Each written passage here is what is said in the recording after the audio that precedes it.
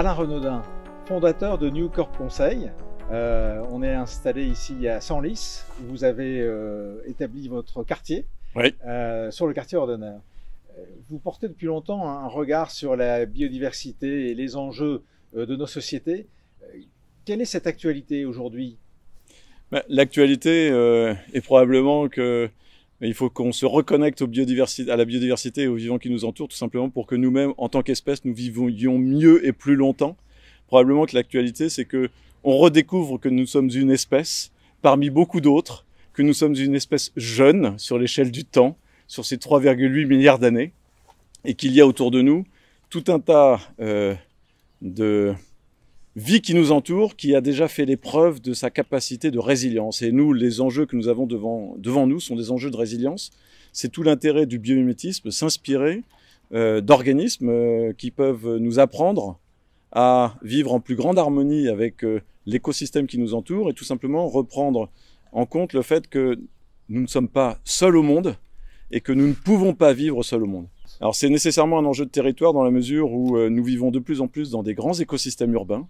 Ces grands écosystèmes urbains n'ont pas été pensés à l'époque, il y a des dizaines et des centaines d'années, avec les enjeux d'aujourd'hui, tout simplement parce que ces enjeux n'existaient pas. Et ces grands écosystèmes urbains, c'est notre habitat, ce sont nos espaces de vie. Donc il faut réintégrer de la vie qui n'est pas uniquement la nôtre, arrêter de penser des villes uniquement pour l'homme, arrêter de penser des bâtiments uniquement pour l'homme, pour voir comment nous pourrons développer notre propre résilience dans ces écosystèmes urbains en les reconnectant aux vivants qui nous entourent pour tout simplement lutter contre, pour améliorer la qualité de l'air, pour lutter contre les effets du réchauffement climatique. Et donc, un des grands enjeux d'aujourd'hui, c'est de repenser nos espaces de vie, nos villes, différemment, changer de regard sur les choses pour voir comment, quand on s'inspire des écosystèmes naturels, on peut repenser nos écosystèmes urbains.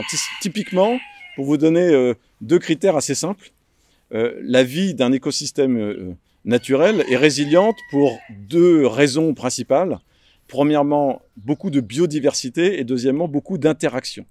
Plus vous avez de vie, plus la vie est résiliente. Et donc l'idée, c'est de repenser des écosystèmes territoriaux en repensant leur diversité socio-culturelle, socio-économique. Plus vous avez des acteurs socio-économiques qui sont divers et plus vous créez de la connexion entre ces acteurs-là, plus tout simplement vous recréez de la vie et votre capacité à être en résilience. Et donc la vie d'un écosystème territorial, urbain, vient de la vie de ses ressortissants. Et plus vous avez des choses qui ne sont pas sous cloche, indépendantes les unes des autres, mais en connexion, et bien plus vous allez avoir un espace harmonieux.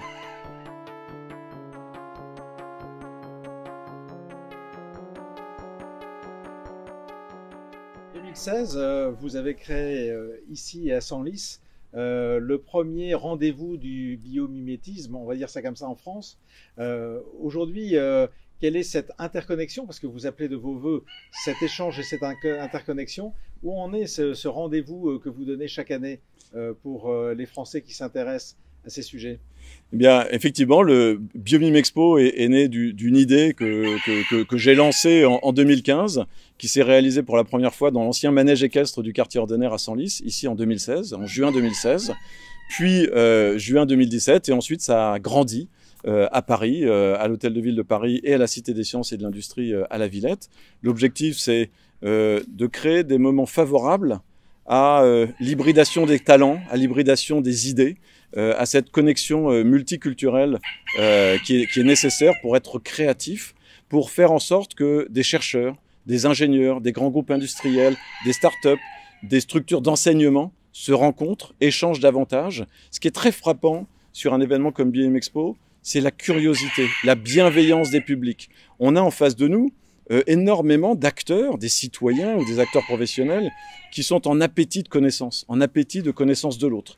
Le biomimétisme, c'est s'inspirer du vivant, certes, mais vous ne faites rien si vous n'êtes pas en capacité à vous inspirer aussi des autres, à vous inspirer de ce regard un peu décalé, qui n'est pas celui créé par votre propre biais de lecture. Et donc l'objectif, c'est de continuer à démontrer, c'est un des grands enjeux des années qui viennent, démontrer d'autres champs du possible et faire en sorte que les initiatives merveilleuses et fabuleuses qui existent se déploient. L'enjeu aujourd'hui, c'est le changement d'échelle pour faire en sorte que ce qui est vertueux devienne la norme.